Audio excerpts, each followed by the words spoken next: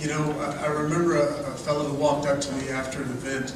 He says, you know, I've been profitable for 19 years, but when I went to my bank to get a loan, they said, we can't help you. Maybe if you take out a second mortgage on your home, we'll do some business with you. That story is going on across our community and across our country. You might say, well, why do small businesses matter? Why am I bringing this up? Small businesses have produced 65% of the new jobs in our area and in our country for the last 15 years. So if we can't get small businesses turned around, we're not going to get unemployment in our area turned around. So what do?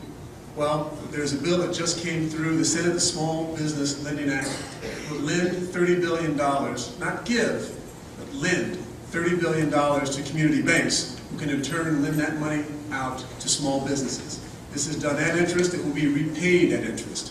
But those community banks can leverage that $30 billion up to $300 billion and get small businesses hiring again and keep those who are on the fence actually in business. That's what we've got to do in the short run. It also would be a good idea if we didn't raise taxes. It's important to keep taxes level so that our economy can get back on its feet. In the long run, we've got to actually have a realistic plan to reduce the $13.6 trillion national debt. That means each and every one of you owes over $42,000 on the debt. That is a terrible legacy to leave. We need to get that under control so we don't choke off future prosperity so that the next generation has as good of a prospect as we have. Thank you.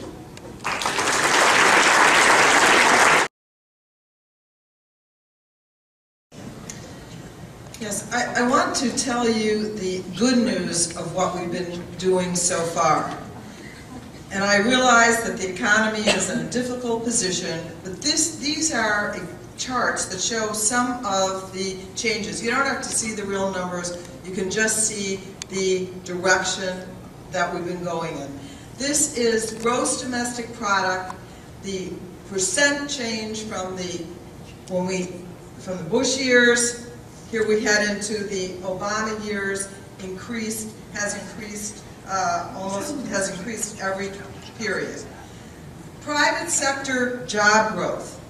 Here it goes down at the bottom. We passed the Recovery Act in March, and we see that we've had now 9 consecutive months of private sector job creation. Is it good enough? It is not, we agree. And that's why we have been passing 16, you can count them, tax breaks for small businesses. We have put billions, the latest, $30 billion to make credit more accessible for small businesses. And we are investing fully 1/6 of the stimulus package was to put money into the new green economy. You know, the Democrats have started an initiative called Make It in America. That's about believing that we can manufacture things right here in our country. We don't have to go and import things from China and increase the trade deficit. But we have educated workers. We can make the very products that we innovate right now, and at the same time, we can make a healthier economy. We can rid ourselves of our addiction to foreign oil, including, stop, okay, we're on our way.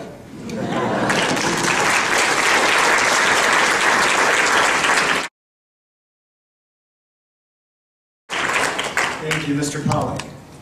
The first thing I will do when I arrive in Congress will be to propose a 10% investment tax credit for every business, small and large, for every new capital investment that business makes.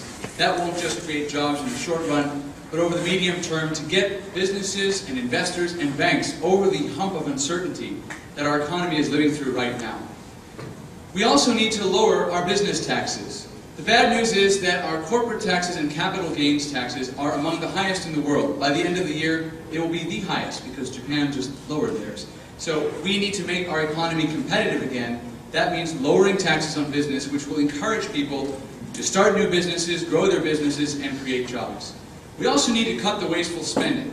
And I signed on to a plan that will eliminate $1.3 trillion in unnecessary discretionary spending over the next several years. That includes returning unspent stimulus funds to the Treasury, I don't believe the stimulus performed much for our economy at all. It spent vast amounts of money taking our national debt up by more than $2.5 trillion in just 20 months, while at the same time unemployment hovers around the 10% mark. I believe we also need to put jobs ahead of regulations. It's no good spending all this money to get businesses going, and then to hamper them by putting them in new straitjackets. And like it or not, that's what the new health insurance law does. There's a section of that law, for example, which requires businesses to submit a new form to the IRS every time they make a purchase of $600 or more, not just once, but over the entire tax year. That is what's causing banks to sit on $1.8 trillion in capital. That's what's causing businesses to hold back and not to hire employees. We need to put jobs first ahead of every single other priority, balance the budget, and get back to a tax system that makes sense. And by the way, keep those tax cuts there. We cannot afford to raise taxes on the people who are responsible for most of the small business income in this country. Thank you.